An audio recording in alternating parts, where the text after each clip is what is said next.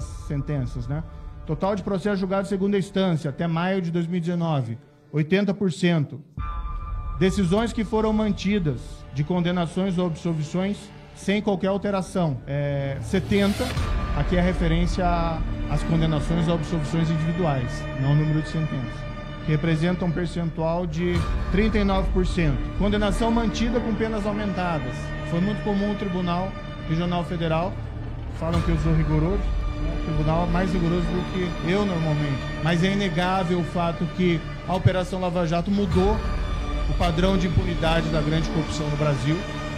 Pessoas que praticavam crimes graves de corrupção e lavagem, que permaneciam impunes, foram levados às cortes de justiça para prestar esclarecimentos. No fundo, há 2 semanas atrás falei também no Senado, na CCJ, e os esclarecimentos são um tanto quanto similares. Peço escusas por eventual repetição, mas aqui também não houve novidades significativas desde então. Só para contextualizar, né, há um questionamento sobre a minha atuação no âmbito da Lava Jato como juiz. Levantei aqui alguns dados que reputo oportunos, são conhecidos, mas são pertinentes. Levantamento aqui de 90 denúncias propostas pelo Ministério Público no âmbito da Lava Jato em Curitiba. 45 dessas ações penais foram sentenciadas.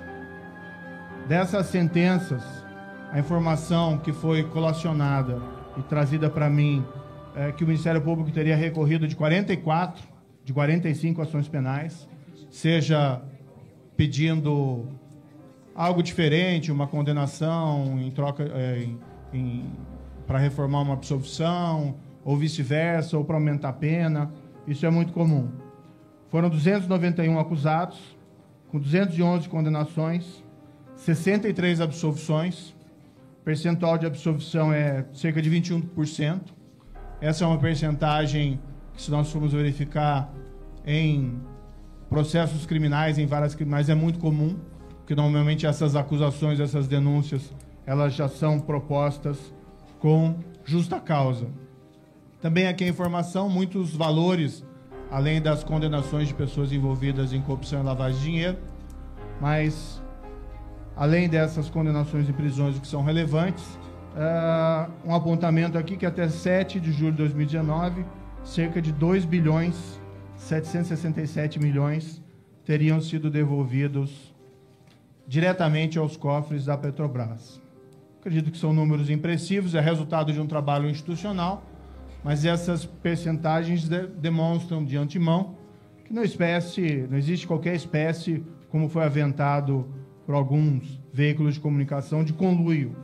Ao contrário, o que ocorreu foram muitas discordâncias ou, eventualmente, convergências, porque, afinal de contas, depende da demonstração do direito em juízo. Quando isso foi demonstrado, isso foi acolhido. Quando não foi demonstrado, não foi acolhido. Isso é absolutamente normal.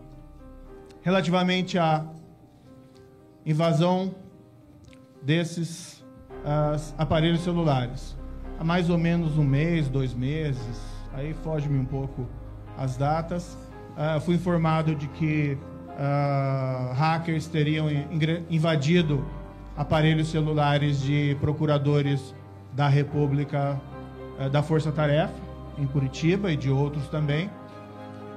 Foi determinada a abertura de uma investigação. Desde então, ouvi que diversas outras pessoas tinham sofrido esses ataques. Ataques não significa que o ataque foi bem sucedido, no sentido de captar o conteúdo do aparelho. No dia 4 de junho, por volta das 18 horas, houve uma tentativa de ataque ao meu celular. Eu presenciei, tá? Estava no meu gabinete. O celular recebeu 3 ligações, aparentemente com o mesmo número do próprio celular, tá? E em seguida alguém me mandou uma mensagem informando que eu havia ingressado no Telegram, né? Depois, o que foi colhido de informação é que, através desse expediente, que não me perguntem, por gentileza, os detalhes técnicos, né, esses hackers conseguiriam um código e, com a clonagem do celular, conseguiriam se apossar do Telegram, daquele comunicativo de aplicação de origem russa. Bem, eu tinha utilizado o Telegram no passado, mas eu deixei o Telegram em 2017. Foi na época que surgiram aquelas informações sobre tentativas de hackeamento nas eleições americanas. E por esse motivo, ou por mera desconfiança, acabei saindo do Telegram, então desativei minhas contas. A informação que nós temos, né, é que depois de 6 meses de atividade no Telegram, todas as mensagens são apagadas, inclusive na nuvem. Então, assim, eu não tenho mais essas mensagens, já falei isso publicamente mais de uma vez. Comuniquei à Polícia Federal, entreguei o meu celular para perícia, ao contrário de que alguns afirmaram por aí. E está em investigação. Eu não dirijo a investigação da Polícia Federal, nem essa, nem qualquer outra. Meu papel é dar estrutura e autonomia à Polícia Federal apenas. Estou acompanhando apenas diante da relevância do tema e como vítima. Mas, evidentemente, as decisões a serem tomadas no âmbito de investigação pertencem exclusivamente aos investigadores da Polícia Federal e ao juiz, quando provocado, ao Ministério Público, quando provocado, aqueles que forem competentes para essas matérias. A minha opinião, e aqui é uma opinião informal, é que alguém com muitos recursos está por trás dessas invasões e o objetivo principal seria invalidar condenações da Operação Lava Jato e impedir novas investigações. Alguém com recursos, porque não é tentativa de ataque a um celular, mas tentativa de ataque de vários, né? E em alguns casos talvez aí com sucesso, o que não parece corresponder à atividade de um adolescente com espinhas na frente do computador, né? Foi aventado também que haveria alguém internamente do Ministério Público, um procurador insatisfeito teria vazado isso, mas isso não é consistente com os ataques aos celulares, isso está documentado. Eu vi meu celular e tem a laudo pericial atestando o ataque. Então, assim, eu acho até que isso é ilustrativo, essa notícia circulou no WhatsApp faz algumas semanas, isso é ilustrativo de um procedimento de contra-inteligência, que também não é muito consistente com a teoria do adolescente com espinhas na frente do computador. Há notícias de que, inclusive, meu telefone foi utilizado pelo hacker para fazer algumas brincadeiras. Para mim também isso foi expediente de contra-inteligência. Tem até notícias aqui, saiu na Gazeta do Povo, um programa protagonista, exclusivo, fomos trollados pelo hacker de Sérgio Moro. Há notícias de que esse mesmo hacker, ou esse grupo de hackers, interagiu com um conselheiro do Conselho Nacional do Ministério Público, fingindo ser um conselheiro, né? A meu ver, aqui também é a tentativa de contra-inteligência para parecer que é uma invasão de uma pessoa brincalhona, como me parece que é de um grupo criminoso. Mas, como eu disse, aqui vai depender do resultado das investigações da Polícia Federal.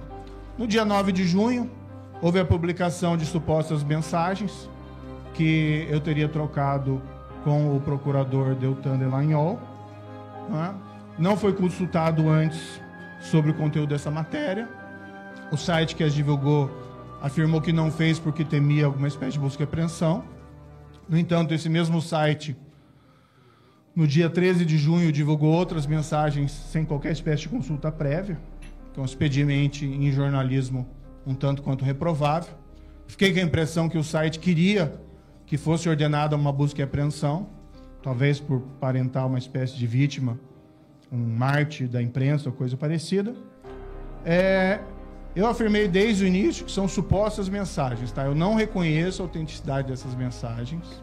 Eu não tenho mais essas mensagens no meu aparelho celular. Então eu não tenho como ver essas mensagens e falar, essas mensagens são minhas. Podem até algumas serem, podem elas ter sido adulteradas total ou parcialmente. Qualquer um dos senhores e senhoras deputadas provavelmente teriam dificuldade de confirmar categoricamente que mensagens que enviaram há, 2, 3 meses e que não estejam mais em seus aparelhos correspondam a mensagens verdadeiramente emitidas, certo? O que eu observei, no entanto, é que essas mensagens, quando foram divulgadas com grande sensacionalismo e com deturpação, não é, do sentido delas por esse site.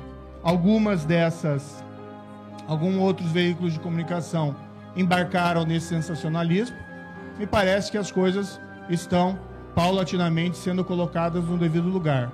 Vários especialistas na área jurídica ouvidos, vou destacar apenas um agora, o ex-ministro Carlos Veloso, presidente do Supremo Tribunal Federal, deu uma entrevista há umas 2 semanas ao Correio Brasiliense, no qual ele deu a opinião dele sobre as mensagens e, sem que isso signifique reconhecer a autenticidade, a afirmação dele é que elas não tinham nada de ilícito. Não é? Mais recentemente, a Folha de São Paulo, que tem tido uma postura bastante crítica ao atual governo, bem, isso faz parte do jornalismo, né? Pode se criticar, mas a própria Folha de São Paulo publicou um editorial, além de questionar a falta de demonstração da autenticidade dessas mensagens, apontou que elas teriam sido talvez obtidas por meios criminosos. Aqui eu acho que o editorial errou, porque ela categoricamente foi obtida por meios criminosos, mas a própria Folha de São Paulo reconheceu que as mensagens não tinham nenhum conteúdo que poderia ser considerado ilícito em relação a isso. Vamos esclarecer que na tradição jurídica brasileira, outros países têm outras tradições, mas consultando até alguns colegas estrangeiros, até obtive afirmações de pessoas estrangeiras também não vislumbrando qualquer maior ilicitude naquele conteúdo que foi divulgado. Né? É comum que juízes falem com procuradores, é comum que juízes falem com advogados. Né? Por exemplo, chega lá o Ministério Público, olha, vou requerer prisão preventiva do fulano X. O juiz fala, olha, isso tem que ser muito forte a prova. Chega lá o advogado, vou requerer a liberdade provisória do meu cliente. O juiz fala, olha, o teu cliente está com uma situação difícil por isso, por isso, por isso. Teria que demonstrar isso, isso, isso. Isso são coisas absolutamente triviais dentro aí do cenário jurídico. Tá? Vamos lembrar que a Operação Lava Jato não foi um caso criminal isolado no tempo e espaço, mas foi um caso criminal que se estendeu aí por 4 anos, inclusive quando eu estava lá. Então nós estamos falando aí de um período de 4 anos, né, de operação, e esse contato existe, né, com procuradores, esse contato existe com delegados, esse contato existe com advogados, sem que possa ser considerado necessariamente ilícito. O que eu posso dizer, porém, aqui categoricamente, é que como juiz, tá, na Operação Lava Jato e mesmo antes, eu sempre agi com correção, com base na lei, com base na imparcialidade, decidindo os pedidos que forem me apresentados, tá, sem qualquer espécie de desvio. As minhas decisões, a grande maioria delas foi submetida já às instâncias recursais superiores. Eu tenho aqui um quadro que me passaram, total de processos julgados em primeira instância, 45 daquelas sentenças, né? Total de processos julgados em segunda instância, até maio de 2019, 80%. Decisões que foram mantidas de condenações ou absolvições sem qualquer alteração, 70%. Aqui é a referência às condenações ou absolvições individuais, não o número de sentenças, que representa um percentual de 39%. Condenação mantida com penas aumentadas. Foi muito comum o Tribunal Regional Federal, falam que eu sou rigoroso, né? O tribunal é mais rigoroso do que eu normalmente. O tribunal aumentou penas em 45 casos, tá? O que representa 25%. O tribunal diminuiu penas em 37 condenações, percentual de 21%. Pessoas que foram absolvidas em primeiro grau, mas condenadas pelo tribunal, 8 casos, que representa 4,55%. E absolvidos em segundo grau, 10, que representa 5,68%. São números absolutamente padrões e normais em relação a esses temas. Enfim, para caminhar para o final, o que existe aqui é uma invasão criminosa, tá? De hackers a aparelhos celulares de agentes públicos, agentes que se empenham na aplicação da lei, no caso aqui os procuradores, ou no caso eu, como atuei no passado como juiz. Esses elementos probatórios que foram colhidos nem podem ser chamados como provas, porque eles são ilícitos. Por outro lado, não está demonstrada a autenticidade dessas mensagens, porque também o site se recusou a apresentar essas informações a uma autoridade independente. Poderia tê-lo feito desde o início. Eu mesmo falei na primeira semana, apresentem esse material. Né? Se as minhas mensagens não forem adulteradas, isso não tem problema nenhum. Tá? Eu não reconheço mais uma vez a autenticidade, por essa contingência que mencionei há pouco. Pode ter algumas mensagens ali que eu tenha mandado. A referência lá, confia no ministro do Supremo Tribunal Federal. Bem, eu confio, sempre tratei respeitosamente os ministros do Supremo Tribunal Federal.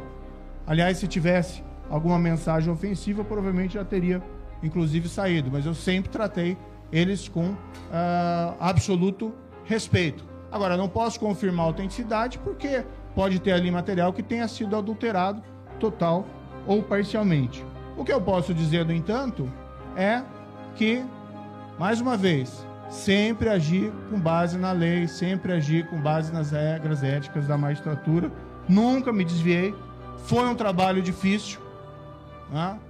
Sei que existem críticas pontuais à Operação Lava Jato, mas é inegável o fato que a Operação Lava Jato mudou o padrão de impunidade da grande corrupção no Brasil. Pessoas que praticavam crimes graves de corrupção e lavagem, que permaneciam impunes, foram levados às cortes de justiça, não só a 13ª, mas a outras varas de justiça, como por exemplo lá no Rio de Janeiro, como por exemplo aqui em Brasília, e também aos tribunais, tanto às cortes de apelação federal, como ao Superior Tribunal de Justiça e o Supremo Tribunal Federal. A meu ver aqui, o que existe é uma tentativa criminosa, não é? De invalidar condenações, e o que é pior, eu acho que a minha principal suspeita é que o objetivo aqui principal seja evitar o prosseguimento das investigações. Não é? Criminosos que receiam que as investigações possam chegar até ele e que estão querendo se servir desses expedientes para impedir que as investigações prossigam. Então, basicamente isso. Agradeço, senhor presidente, o tempo aqui disponibilizado. Peço desculpas, usei quase todo ele, mas, enfim, sobrou um pouquinho.